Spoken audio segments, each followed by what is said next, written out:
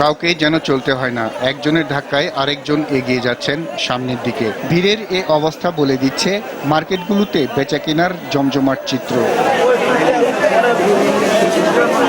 পছন্দের পোশাক জোগাড় করতে এ দোকান ও দোকানে হুমড়ি খেয়ে পড়ছেন ক্রেতারা। আর এই প্রতিযোগিতায় সামিল হয়েছেন সব বয়সী মানুষ। একটা পোশাক কিনতে পারতাম 500-600 টাকা দিয়ে, এখন সেখানে এসে দেখি যে 750 টাকা হয়ে গেছে এবং ফিক্সড প্রাইস, কোনো কথা বলার সুযোগ নাই।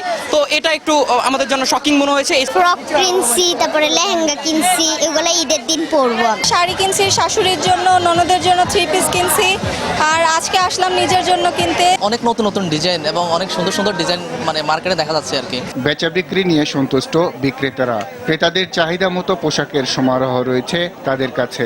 ইয়াং জেনারেশনের জন্য আমরা রাখি এবং ইয়াং জেনারেশনের দামটাও আপনার সীমিতের ভিত্তিতে 600 হইতে 650 টাকার ভিত্তিতে পাচ্ছি। আশা করি আগামীতে হয়তো যে কয়েকদিন আছে আমরা একটু ভালো বেচাকিনি করতে পারবো, এই আশায় আমরা দোকানদার অপেক্ষায় আছি। বিক্রেতারা আশা করছেন ঈদ যতই ঘনিয়ে আসবে তাদের বিক্রি ততই বাড়বে।